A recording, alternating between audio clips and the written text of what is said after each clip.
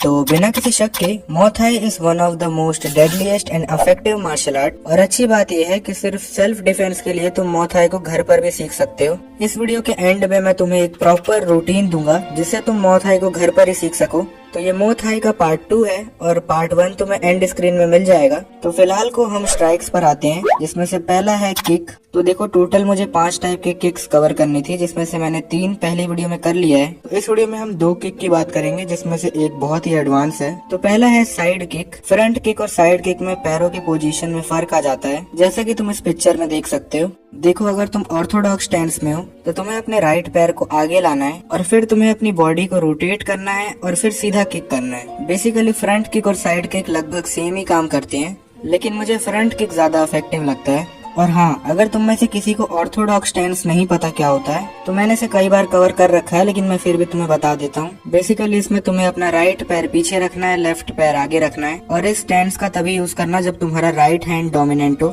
और पैरों के बीच में तुम्हें कुछ इतना स्पेस रखना है। तो अब आती है हमारी सेकेंड किक, यानी कि बैक किक। इसमें तुम्हें अपना डोमिनेंट फीट आगे रखना है, फिर तुम्हें अपने वेट को पीछे वाले पैर पर शिफ्ट करना है। अब अगर तुम्हें वेट शिफ्टिंग नहीं आती तो तुम्हें एक बेसिक चीज बता देता हूँ। मतलब सीधा खड़े होने की जगह हल्का सा पीछे की तरफ झुके रहो। मतलब खड़े होने के लिए सिर्फ पीछे वाले पैर का यूज करो। समझ लो आगे वाला पैर सिर्फ तुम्हारे सपोर्ट के लिए है। और इसमें तुम्हें अपनी अपर बॉडी को स्टिल रखना है, क्योंकि सारी पावर कोर से जनरेट होगी। अब बस जो भी तुम्हारा पीछे वाला पैर है उसे आगे रखो। अब अपने हील्स के थ्रू, मतलब इस पार्ट की हेल्प से अपनी पूरी बॉडी को उल्टा रोटेट करो। अब तुम्हारा जो पैर आगे था उसे पीछे की तरफ एक्सटेंड करते हुए किक करो। अगर तुम्हें समझ में नहीं आया तो मैंने जैसा बोला है वैसा स्टेप बाय स्टेप करते जाओ। और हाँ, स्टार्टिंग में तुम एम तो नहीं कर पाओगे और उसके अलावा इस किक को परफॉर्म करने के लिए तुम्हें बहुत फ्लेक्सिबल होना होगा।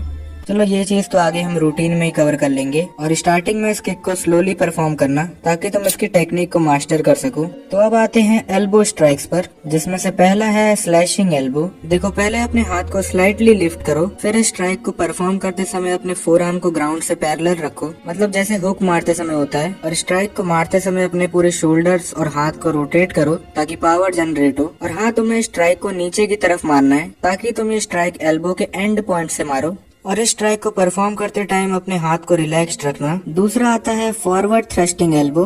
इसमें तुम्हें सेम अपने फोर आर्म को ग्राउंड के पैरेलल रखना है, बस तुम्हें इस बार एल्बो से सीधा स्ट्राइक करना है। समझ लो जैसे हम क्रॉस मारते हैं, मतलब कि स्ट्रेट पंच, वैसे ही तुम यहाँ समझ लो कि तुम एल्बो से स्ट्रेट पंच मार रहे हो। इसमें भी सेम पावर के लिए तुम्हारे शोल्डर्स का यूज होता है। तो अब आता है डबल एल्बो। देखो टोटल 8 एल्बो स्ट्राइक्स होती है, जिसमें से 3 मैंने पहले कवर कर दिए हैं और 3 इस वीडियो में करेंगे। और मैं 2 स्ट्राइक्स को इसीलिए छोड़ रहा हूँ क्योंकि वो बहुत सिमिलर है बाकी सबसे। बेसिकली इसमें सारी टेक्निक सेम है, बस इसमें तुम दोनों साइड के एल्बो से अटैक कर रहे हो और तुम दोनों साइड के शोल्डर से पावर जनरेट कर रहे हो, जैसा कि तुम इस पिक्चर में देख सकते हो। वेल काफी पावरफुल स्ट्राइक है, लेकिन तुम इसे सीधा यूज नहीं कर सकते, इतना तो तुम्हें देख कर समझ आ रहा होगा। और हाँ, याद रखना कि तुम जितने भी एल्बो स्ट्राइक परफॉर्म करोगे उन सब में तुम्हें एल्बो के पॉइंट से मारना है, मतलब ये बिल्कुल एल्बो के एंड वाले पार्ट से। तो अब आते हैं पंचेस पर, जिसमें से जैब, हुक, क्रॉस, अपर कट, ये सब मैंने बहुत बार कवर कर लिए हैं क्योंकि बॉक्सिंग की तो पूरी सीरीज पड़ी है चैनल पर। तो मॉ थाई में मुझे सिर्फ एक पंच थोड़ा यूनिक दिखा, जो कि है ओवर हैंड पंच। इसमें जो पैर तुम्हारा आगे के साइड है उसे तुम्हें एक छोटा स्टेप अंदर की तरफ लेना है, फिर हिप्स को रोटेट करते हुए तुम्हें अपने आर्म को इस तरह से एक्सटेंड करना है। इस पिक्चर में तुम्हें दिख रहा होगा कि ये बाकी पंचेस से अलग क्यों है।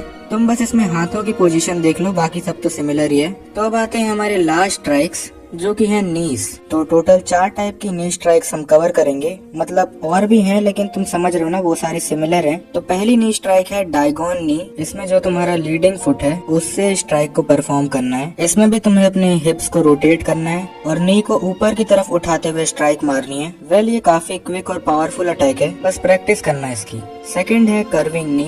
अब डायगोन और कर्विंग दोनों एग्जैक्टली सेम लगेंगे तुम्हें, सब कुछ वही है, बस तुम्हें इसमें स्टार्टिंग में अपने पैर को हल्का सा बेंड रखना है और ये स्ट्राइक मारते समय अपने पीछे वाले पैर को फुल पावर से सीधा करो। एक्चुअली इससे पावर बढ़ जाती है। अब हमारी तीसरी स्ट्राइक है नी बॉम्ब। अब मुझे नहीं पता इसका नाम ऐसा क्यों है और सच में इनका नाम अलग अलग क्यों है, क्योंकि इसमें भी तुम्हें सब सेम ही करना है, पर ये ज्यादातर लोगों के हेड पर अटैक करने के लिए यूज होती है और फॉर्म और बाकी सब कुछ एग्जैक्टली सेम है। अब मैं फ्रंट नी को भी एक्सप्लेन करने वाला था, पर इसमें भी सब कुछ सेम है, बस इसमें तुम अपने पीछे वाले पैर से स्ट्राइक मारते हो। तो रूटीन पर आने के पहले अब बात कर लेते हैं कॉम्बोज की। अगर सबसे बेस्ट कॉम्बो वेरिएशन की बात करें तो वो है पंचेस विद एल्बोस, जिसमें से सबसे बेसिक है जैब विद बैक स्पिनिंग एल्बो और फिर आता है क्रॉस प्लस अपर एल्बो। और ऐसे कॉम्बिनेशन में तुम इन्हें खुद प्रैक्टिस कर सकते हो। फिर दूसरा वेरिएशन है पंचेस विथ नीज, जिसमें से पहला है अपर कट विथ कर्विंग नी, और ये बहुत ही पावरफुल कॉम्बिनेशन है। और बड़े कॉम्बिनेशंस बना सकते हो जिसमें तुम एक बार में 3 या 4 स्ट्राइक्स परफॉर्म करो। ये तुम किक्स और पंचेस के साथ भी बना सकते हो, ये टोटली तुम पर डिपेंड करता है। तो अब आते हैं वर्कआउट रूटीन पर, लेकिन मैं पहले ही बता दूं कि मैं ये रूटीन फॉलो नहीं करता हूं, क्योंकि ये पूरा रूटीन सिर्फ मुay थाई सीखने के लिए बना है। मैं बॉक्सिंग और मुay थाई दोनों के साथ में प्रैक्टिस करता हूँ, तो मेरा रूटीन बहुत बेसिक सा है, जो मैंने पहले बताया भी हुआ है, लेकिन कई लोग ऑफेंड हो गए थे क्योंकि उन्हें प्रॉपर रूटीन चाहिए था। और हाँ, इस रूटीन को फॉलो करने के लिए तुम्हारा पहले से कोई फिजिकल बैकग्राउंड होना चाहिए। अगर तुम बिगिनर हो तो मैंने पार्ट 1 के एंड में जो रूटीन बताया था तुम उसे फॉलो कर सकते हो। तो स्टार्टिंग में हमें करना है 30 to 40 मिनट्स ऑफ रनिंग। हर मार्शल आर्ट में तुम्हें ज्यादा स्टेमिना की रिक्वायरमेंट होती है, लेकिन मैं तुम्हें कहूंगा कि तुम्हें रनिंग सुबह करनी चाहिए, क्योंकि ये पूरा रूटीन एक बार में करना काफी मुश्किल है। फिर नेक्स्ट आपको करना है जंप रोप। तुम्हें 5 मिनट तक जंप रोप करना है फॉर इम्प्रूविंग योर फुटवर्क। और अगर अभी तुमसे 5 मिनट तक भी नहीं हो पा रहा है तो 2 मिनट से स्टार्ट कर सकते हो। फिर हमें करनी है स्ट्रेचिंग। जितने भी किक्स मैंने तुम्हें बताई है उन सबको परफॉर्म करने के लिए तुम्हारे स्ट्रेचेबल होना बहुत जरूरी है, जिसमें तुम स्प्लिट्स की प्रैक्टिस कर सकते हो। इसके अलावा स्ट्रेचिंग के अलग अलग फॉर्म्स होते हैं, बट मैं एग्जैक्टली तुम्हें उनके नाम से समझा नहीं पाऊंगा, तो मैं तुम्हें किसी स्ट्रेचिंग रूटीन वाली वीडियो का लिंक डिस्क्रिप्शन में दे दूंगा। तो इसके बाद तुम्हें करना है शेडो बॉक्सिंग फॉर 10 मिनट्स, जिसमें तुम्हें अपने कॉम्बोज को प्रैक्टिस करना है। उसके बाद हम करेंगे 10 minutes of back work. Kicks perform करने के लिए पंचिंग बैग तुम्हारी काफी हेल्प कर सकता है, जिससे तुम किक्स की प्रॉपर फॉर्म समझ पाओ। तो अगर तुम पंचिंग बैग खरीद सकते हो तो बहुत अच्छा है,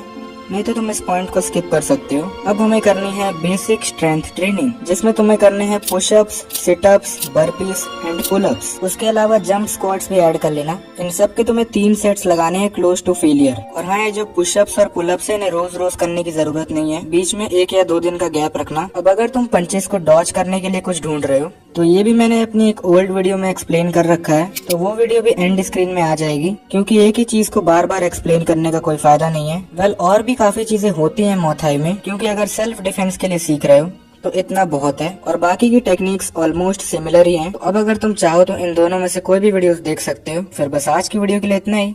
अब अगर तुमने सब्सक्राइब कर दिया है तो हम दोबारा मिलेंगे, नहीं तो शायद ही हमारी आखिरी मुलाकात थी। Bye bye.